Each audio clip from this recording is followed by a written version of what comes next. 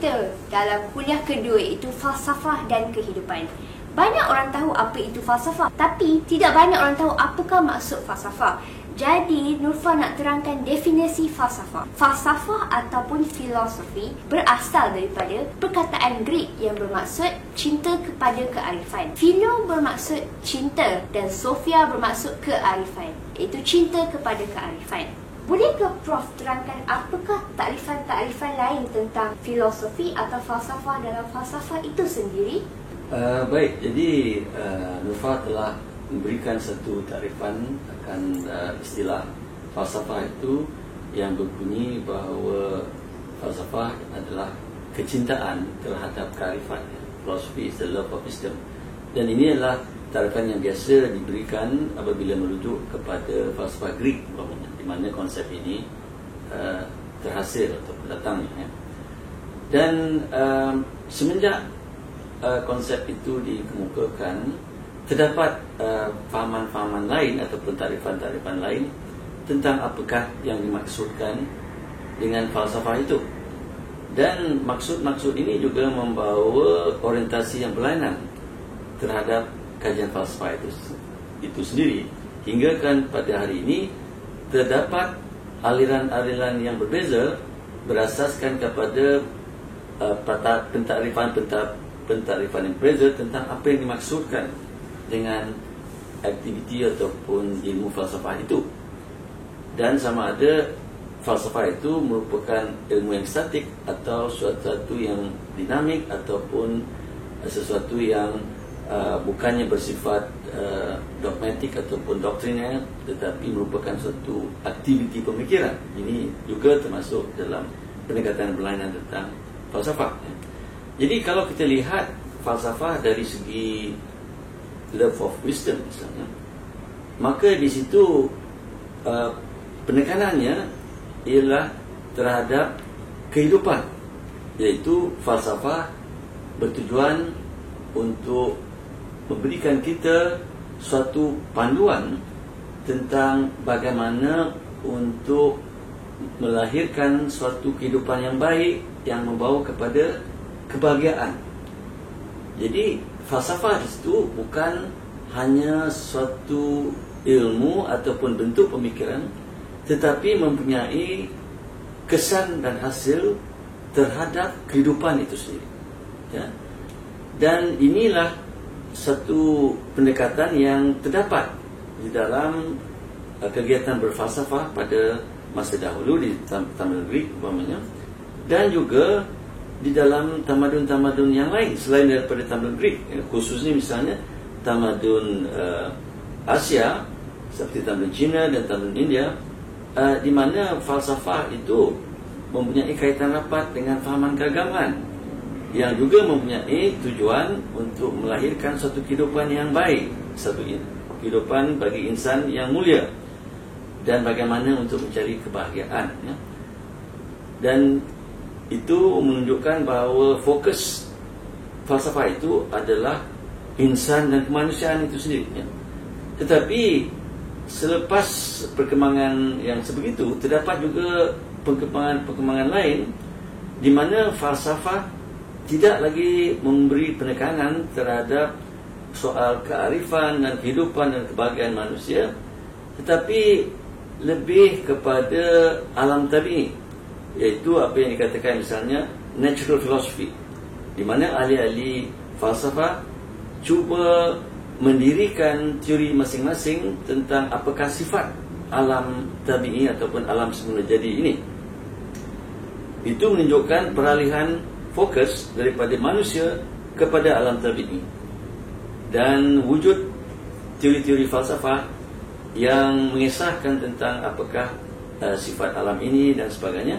Dan ini mungkin termasuk di dalam apa yang dikatakan bidang metaphysics di dalam kajian falsafah, iaitu cuba mengkaji persoalan apakah bentuk realiti sebenarnya, apakah alam ini cuma bersifat material ataupun mengandungi unsur-unsur lain yang real yang bukan bersifat material.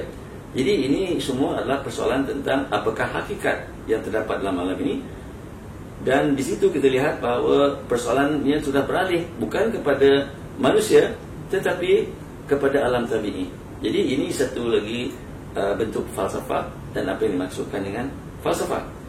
Satu lagi perkara yang berlaku kepada perkembangan dan dalam perkembangan falsafah ini ialah wujudnya suatu konsep falsafah sebagai suatu aktiviti intelektual yang cuba menyelesaikan masalah-masalah falsafah. Dan di dalam pendekatan tersebut, penekanan diberikan kepada apakah masalah falsafah itu dan apakah penyelesaian ataupun bentuk-bentuk penyelesaiannya.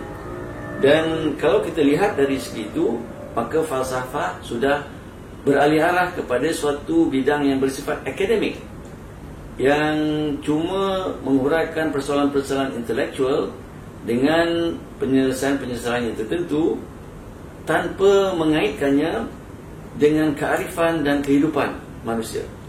Dan maka timbullah gerakan-gerakan seperti positivisme logical dan analytic philosophy, falsafah bahasa ataupun philosophy of language dan sebagainya, dan penguraian tentang sama ada falsafah, masalah falsafah itu adalah genuine ataupun tidak, seperti dikatakan oleh Ludwig Wittgenstein misalnya. Dia kata there are no real philosophical problems, there are only linguistic misunderstandings that are construed as philosophical problems misalnya, ya. Jadi kita dapati bahawa falsafah itu sendiri mempunyai orientasi yang berbeza, dan dengan itu kita boleh berikan tarifan-tarifan yang berbeza menurut faham-faham orientasi yang berbeza tadi, ya. Hingga kan pada hari ini tidak ada konsensus sebenarnya tentang apakah kegiatan ataupun ilmu yang dianggap falsafah itu, ya. Tapi satu perkara yang terdapat secara bersamaan ataupun dikongsi bersama, satu ciri yang dikongsi bersama oleh kegiatan-kegiatan ataupun ilmu falsafah yang terdapat di barat, ialah penekanan mereka terhadap kegiatan penyelesaian masalah, ya, problem solving. Dan falsafah itu sebagai sesuatu yang cuba menyelesaikan masalah dengan menggunakan hujah-hujah yang rasional, dan juga di abad ke-19 dan ke-20 dengan secara logical ataupun penggunaan kaedah logik yang melibatkan logik simbolik yang bersifat mathematical dan sebagainya. Jadi penghujahan rasional dan penglibatan logik di dalam kegiatan berfalsafah itu mendirikan suatu jenis ataupun bentuk falsafah yang agak berlainan dan agak baru, yang mungkin selaras dengan konsep ilmu itu sebagai sesuatu yang mempunyai justifikasi yang tersendiri, yang dalam kes falsafah bersifat justifikasi rasional dan konseptual. Dan ini merupakan sesuatu yang agak berbeza, bukan saja dari falsafah yang terdapat zaman-zaman Greek yang berteraskan kepada persoalan kehidupan dan kebahagiaan, tetapi juga berbeza dari falsafah-falsafah yang terdapat dalam falsafah timur yang tidak bersifat konseptual tetapi lebih kepada kata-kata hikmat dan apa yang boleh kita anggapkan sebagai wisdom dan sebagainya, yang mungkin tidak dihujah secara mendalam menggunakan logik dan rationality, ya, tetapi lebih kepada kaedah intuitif dan metafizikal dan keinginan untuk menguraikan realiti mengikut pandangan ataupun vision masing-masing yang tidak semestinya berdasarkan kepada hujah-hujah rasional dan logikal semata-mata. Wah, Prof, kenapa Nurfa nampak gamam di situ? Adakah kenyataan yang saya berikan atau penjelasan yang saya berikan itu membingungkan? Prof, setelah saya dengar rumusan Prof tadi, dia membuatkan seolah-olah saya ada santapan keilmuan itu. Saya tak makan lagi, Prof. Bila saya dengar benda ni, saya rasa kenyang betul. Saya ingat definisi filosofi adalah filosofi sahaja. Rupanya banyak lagi penjelasan. Falsafah boleh dibahagikan kepada dua bahagian. iaitu falsafah teoretikal dan falsafah praktikal. Boleh tak Prof terangkan apa itu maksud falsafah teoretikal? Baik, apa yang dimaksudkan dengan falsafah teoretikal dahulu ya? Iaitu seperti yang dikatakan tadi, falsafah itu boleh dibagikan kepada dua bahagian utama, iaitu satu yang berbentuk teoritis ataupun teoretikal dan satu lagi yang berbentuk praktis ataupun praktikal. Yang pertama iaitu falsafah teoretikal ataupun yang bersifat teoretikal itu adalah falsafah yang merujuk kepada persoalan-persoalan dasar yang memerlukan suatu usaha intelektual yang agak mendalam untuk menjawab persoalan-persoalan dasar tadi, di mana perbincangannya ataupun diskusinya mungkin tidak mempunyai apa-apa kegunaan yang nyata, tetapi ianya memuaskan suatu macam intellectual curiosity ataupun keinginan untuk mengetahui sesuatu perkara yang dasar itu. Misalnya dalam bidang metaphysics yang dianggap sebagai satu cabang falsafah teoretikal. Selain daripada metaphysics, kita juga mempunyai cabang-cabang falsafah seperti ilmu logik dan juga epistemologi. Kesemua ini dianggap sebagai cabang-cabang ataupun sebagai contoh-contoh ilmu di bawah falsafah teoretikal. Dan kalau kita lihat logik, epistemologi dan metaphysics, mereka mempunyai ciri teoretikal ini, iaitu di mana ilmu-ilmu tersebut cuba memberi jawapan kepada persoalan-persoalan falsafah yang asas dan dasar, seperti contohnya metaphysics, apakah yang dimaksudkan dengan realiti itu dan apakah realiti yang wujud di dalam dunia ini. Jadi ini semua adalah perkara yang asas ya, dan dasar tentang kewujudan, tentang sifat kewujudan ya. Dan mungkin tidak ada suatu kegunaan yang praktikal hasil daripada ilmu mengenai perkara-perkara tersebut ya. Dan juga kalau kita lihat di dalam kajian epistemologi, dia cuba menjawab soalan-soalan seperti apakah sifat ilmu itu ya? Dan apakah ilmu itu boleh dipercayai, dan kalau boleh atas dasar apa. Jadi ianya bukan merujuk kepada mana-mana ilmu yang tertentu ataupun disiplin-disiplin ilmu yang khusus, tetapi ilmu secara umum dan menyeluruh. Dan dengan itu mungkin tidak ada aplikasi yang secara langsung yang boleh didapati daripada perbincangan tentang ilmu yang sedemikian ya. Dan begitu juga dengan logik dalam bentuk logik matematik, begitu abstrak sekali sehingga ianya tidak mempunyai suatu kegunaan secara langsung ya. Jadi ini semua mendirikan apa yang dikatakan falsafah teoretikal itu ya. Bagaimana pula dengan praktikal? Yang dimaksudkan dengan praktikal, falsafah praktikal itu adalah bidang-bidang falsafah yang di mana penghasilan perbincangan falsafah tersebut boleh digunakan di dalam disiplin-disiplin yang tertentu ya.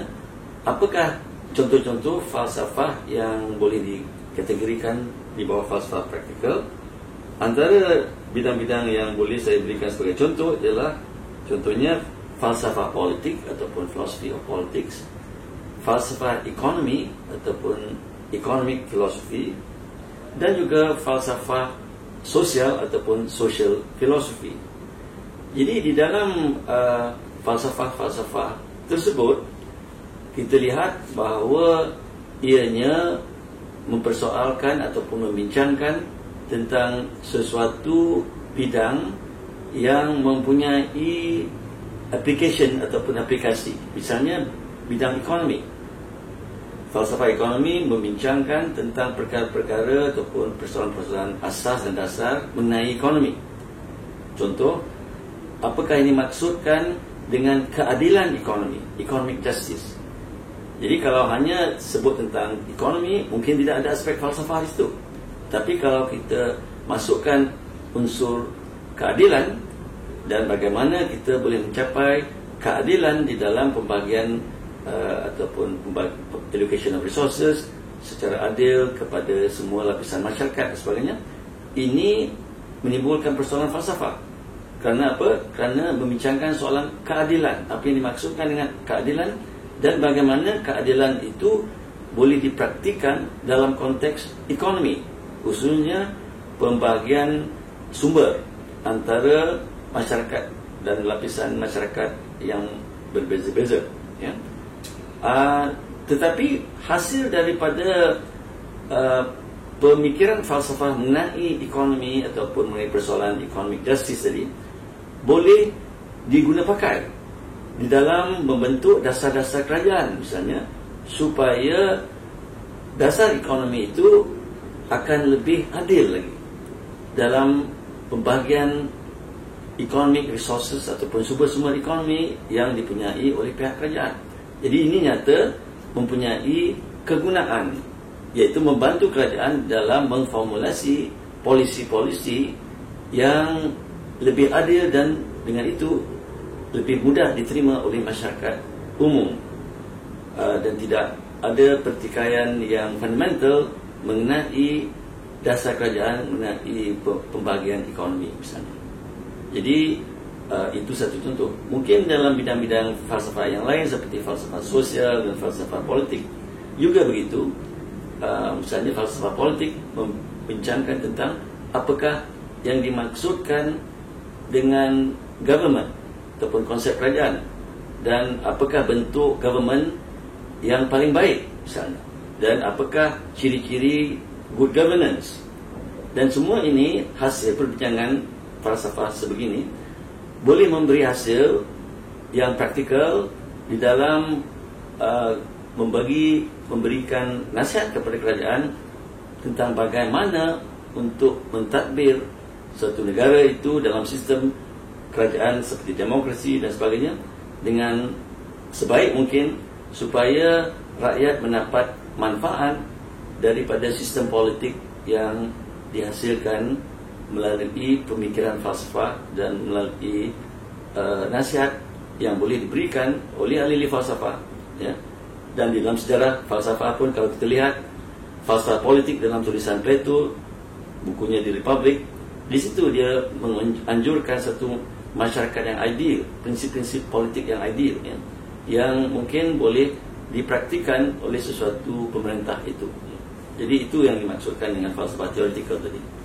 Wow, Prof. Sekarang baru Nurfa dapat penjelasan dan tahu ya bahawa sistem kerajaan seperti demokrasi, liberal demokrasi, Marxism atau komunisme, ia adalah berkaitan dan berpunca daripada falsafah.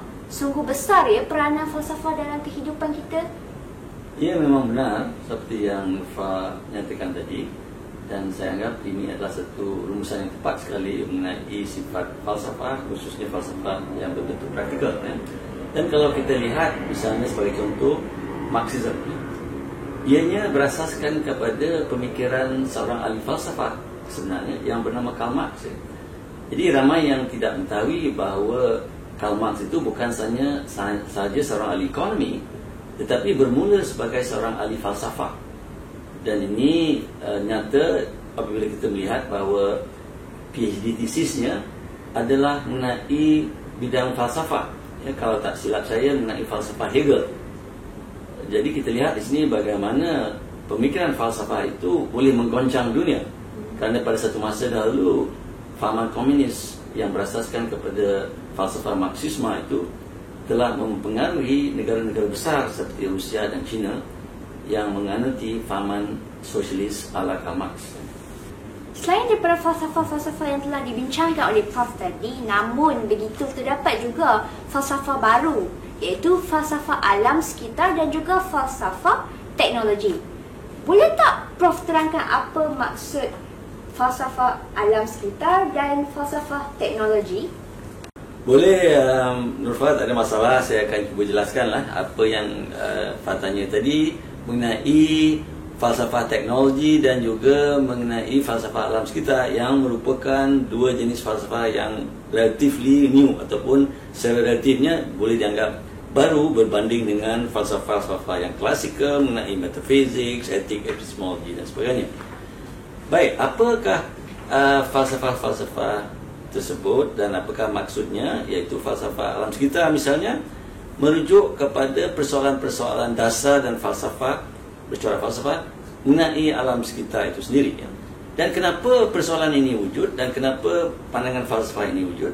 Salah satu sebab kenapa ia wujud ialah kerana adanya masalah-masalah alam sekitar yang telah melanda manusia dan tamadun kita pada masa kini hingga mencetuskan satu macam krisis, misalnya yang disebut sebagai ecological crisis, dan ini mencetuskan suatu pemikiran baru di kalangan ahli-ahli fikir, ahli falsafah, yang menimbulkan persoalan-persoalan seperti apakah hubungan manusia dengan alam sebenarnya? Apakah makna alam ini bagi kehidupan manusia? Adakah alam ini hanya untuk manusia menggunakan bagi kepentingan ekonominya, bagi keselesaannya, atau adakah alam ini sesuatu yang lebih daripada sesuatu yang berupa sumber ekonomi semata-mata? Jadi ini semua mempunyai kesan terhadap cara kita berfikir tentang alam sekitar. Misalnya kalau kita menganggap bahawa alam ini adalah sesuatu yang merupakan tempat kita bernaung, tempat kita mencari rezeki dan tempat kita menjalinkan hubungan yang harmoni di antara manusia dan juga manusia dan alam sekitar dan persekitarannya, sudah tentulah etika yang timbul terhadap alam sekitar akan berbeza. Kita akan lebih menjadi eco-friendly terhadap alam sekitar dan tidak melakukan sesuatu yang memusnahkan alam sekitar yang seperti apa yang didapati pada hari ini. Begitu juga dengan falsafah teknologi. Kenapa falsafah teknologi muncul? Kerana munculnya teknologi baru yang kemunculannya begitu pesat. Selepas revolusi industri yang kedua di abad ke-19, kita ada banyak teknologi baru seperti teknologi pembuatan kereta, kapal terbang, telefon dan televisyen, dan sekarang ini internet, komputer dan sebagainya.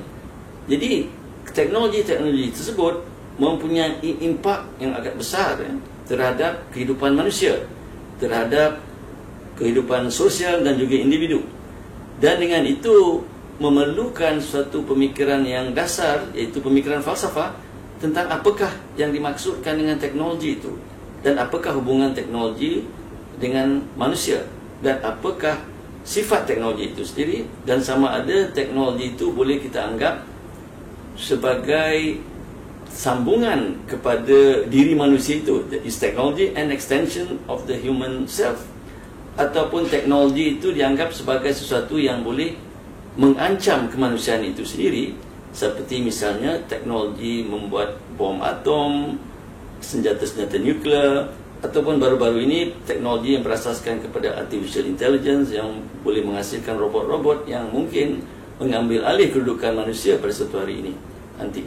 Jadi kita lihat betapa relevannya falsafah teknologi kepada perkembangan pesat yang berlaku di dalam bidang teknologi yang mempunyai kesan yang begitu mendalam terhadap manusia dan kemanusiaan itu sendiri.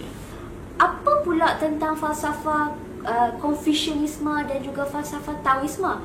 Adakah falsafah sebegini diiktiraf oleh Barat dan adakah dia boleh diguna pakai pada dunia moden ini? Baik, sebenarnya ini telah menjadi satu tajuk ataupun topik perdebatan di kalangan ahli-ahli falsafah sendiri, di kalangan ahli-ahli akademik sendiri, di mana terdapat dua pandangan yang utama yang berbeza mengenai persoalan ini, iaitu mengenai persoalan sama ada falsafah bukan Barat seperti yang terdapat dalam falsafah Timur, falsafah India, falsafah Cina dan juga mungkin falsafah Islam.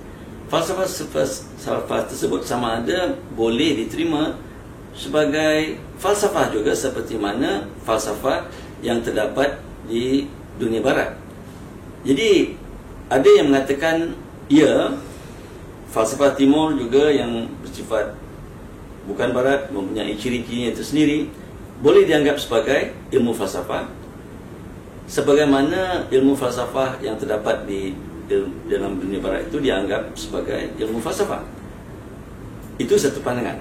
Tapi ada juga yang menentang pandangan ini dan berpendapat bahawa apa yang disebut sebagai falsafah di dalam pemikiran Timur itu tidak sama sifatnya dengan falsafah seperti yang terdapat di Barat.